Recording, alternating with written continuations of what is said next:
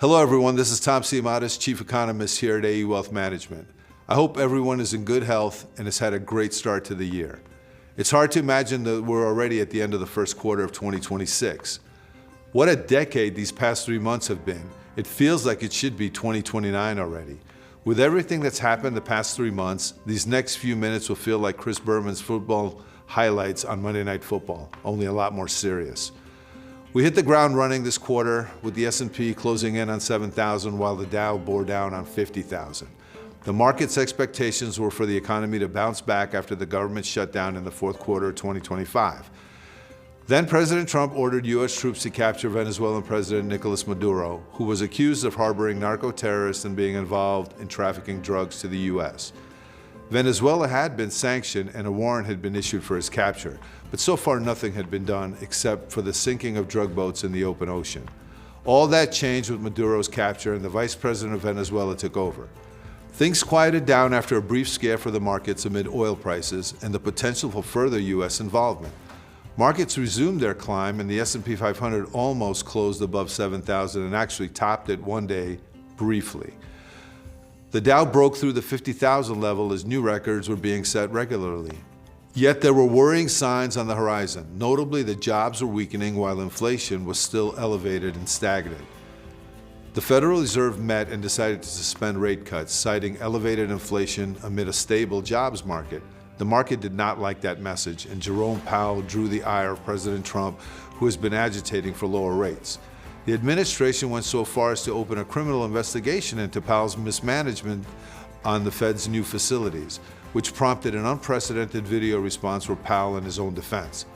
All the drama had markets in a tizzy as we ended January. Trump ramped things up even further when he named Kevin Warsh to succeed Powell in May as Fed chair.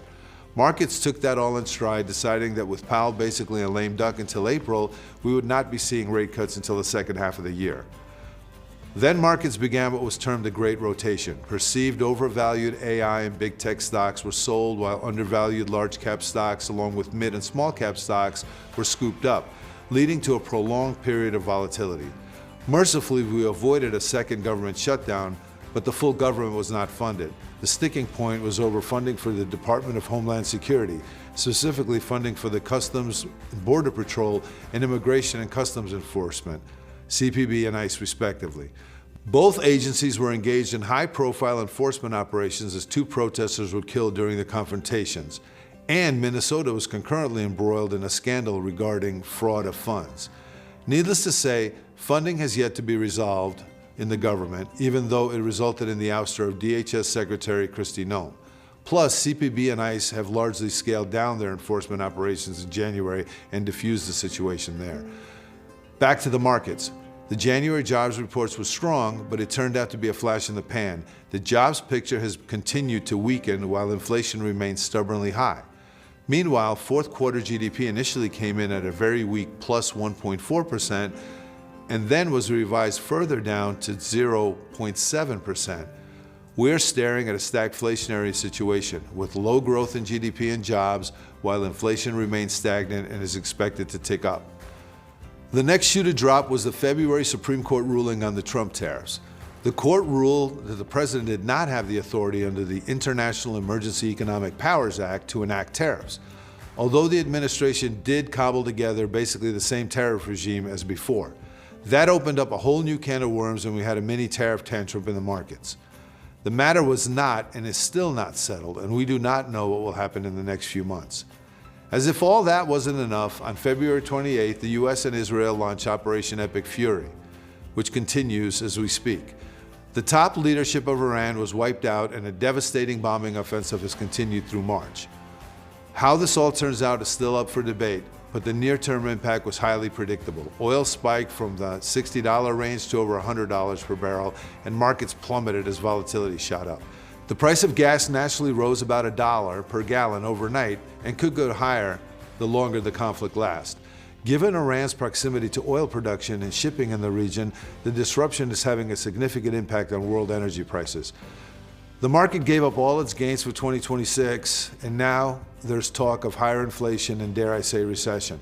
Again, that's all talk, and if the situation is resolved soon, the worst can be avoided. But I would not go to sleep on current events right now. This feels big, to me anyway, the same way the fall of the Soviet Union and the Berlin Wall coming down felt. Some bit of optimism is that I do not think this conflict will escalate into anything global. Iran is pretty much alone right now, and not even its so-called friends, the Russians or Chinese, are coming to their aid, at least not outwardly. Nor are Hezbollah or the Houthis. For now, the world is supporting the US and Israel's actions. They do not want a nuclear-armed Iran. That lesson was learned with North Korea. As I said, what a decade the last 3 months have been. We're still in the middle of some trying times.